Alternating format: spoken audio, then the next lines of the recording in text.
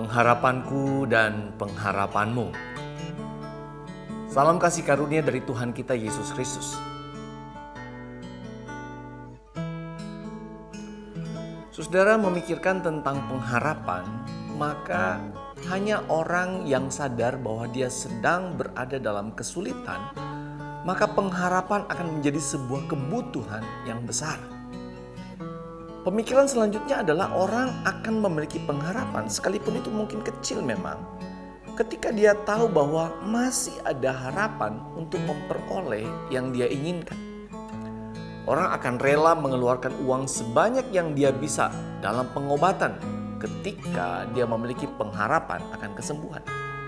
Orang akan terus masuk dari satu perusahaan ke perusahaan lainnya, melamar pekerjaan ketika dia memiliki pengharapan akan mendapatkan pekerjaan.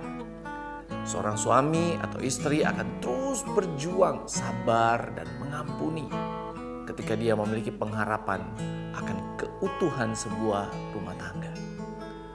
Saudara, pengharapan terbesar orang Kristen tentu saja ada di dalam Yesus Kristus.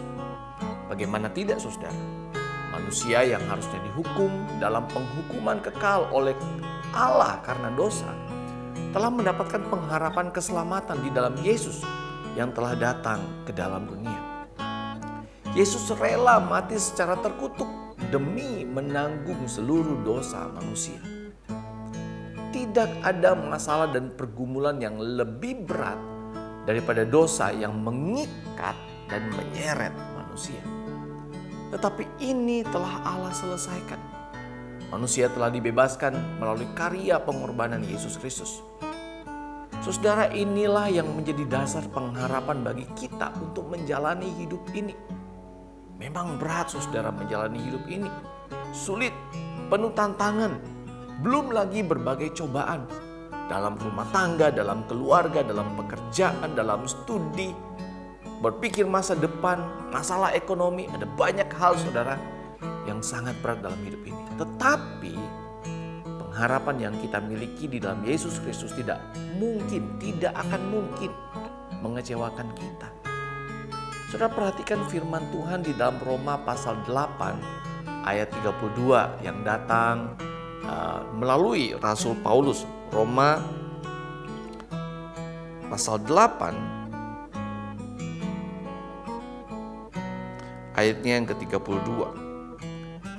Ia, Allah, yang tidak menyayangkan anaknya sendiri, tetapi yang menyerahkannya bagi kita semua, bagaimanakah mungkin ia tidak mengaruniakan segala sesuatu kepada kita bersama-sama dengan Dia?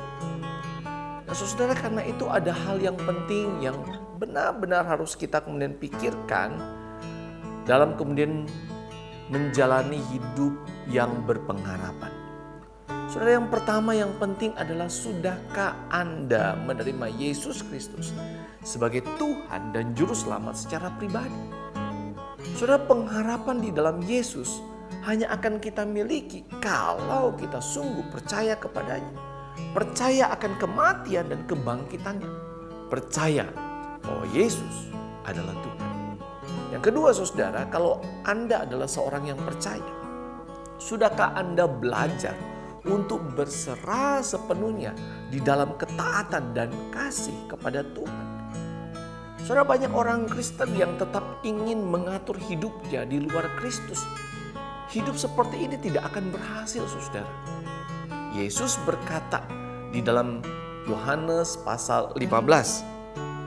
Dalam Yohanes pasalnya yang ke-15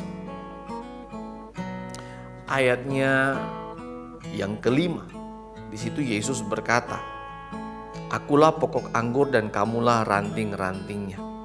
Barang siapa tinggal di dalam aku dan aku di dalam dia, ia berbuah banyak. Sebab di luar aku kamu tidak dapat berbuat apa-apa." Saudara, saya memiliki pengharapan itu di dalam Yesus. Bagaimana dengan Anda? Kiranya kasih karunia Tuhan Yesus Kristus menolong setiap kita.